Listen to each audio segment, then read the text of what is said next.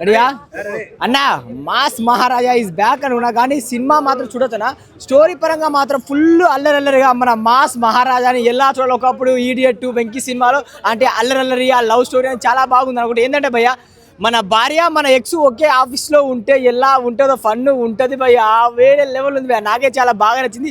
మెయిన్గా మన రవితేజ అన్న టైమింగ్ బా అదిరిపోయిందని ఆ కామెడీ టైమింగ్ అయినా అంటే ఆ స్టైల్ మళ్ళీ నేను చూసిన అనిపించింది. కానీ కొంచెం స్టోరీ పరంగా కొంచెం ఇంకా జాగ్రత్త తీసుకుంటే అనిపించింది. రొటీన్ స్టోరీ అంత ఏం లేదు, రొటీన్ స్టోరీ. కానీ పండగ మాత్రం ఎంజాయ్ చేయాలి నవ్వుకోవాలంటే సినిమాకి రావచ్చు.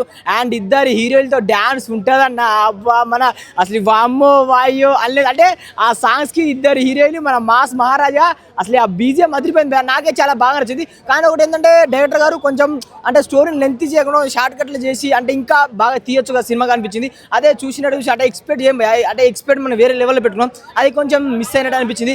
కానీ రవితేజ సినిమాకి మాత్రం అన్నకి ఇది బ్యాక్ సినిమా అంటే ఆయన టైమింగ్, ఆయన ఎంటర్టైన్మెంట్, ఆయన డ్యాన్స్ ఆ టైమింగ్ మాత్రం అదిరిపోయింది. అన్న ఇంకా జాగ్రత్తగా చూసుకుంటే బాగుండు. సినిమా మాత్రం బాగుంది, ఫుల్ ఆఫ్ ఎంటర్టైన్మెంట్, ఎంజాయ్ చేయాలంటే సినిమాకి రండి చూడొచ్చు. కానీ స్టోరీ పరంగా మిస్ అయింది. డైరెక్టర్ గారు చూసుకోండి సార్, ఎందుకంటే మా మాస్ మహారాజా నాకు ఎనర్జీ వస్తలేదు. సినిమా బాగుంటే ఎలా ఉంటుందని ఎనర్జీ, ఆ ఎనర్జీ వస్తే అది మిస్ అయింది. కానీ సినిమా మాత్రం ఓవరాల్గా ఫన్ ఎంటర్టైన్మెంట్.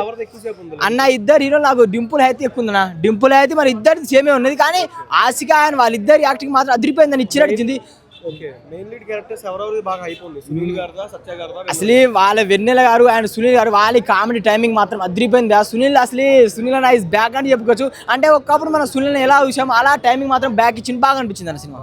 బాగా ఓవరాల్ రేటింగ్ 2.5 అన్న. ఎనర్జీ వస్తలేదు.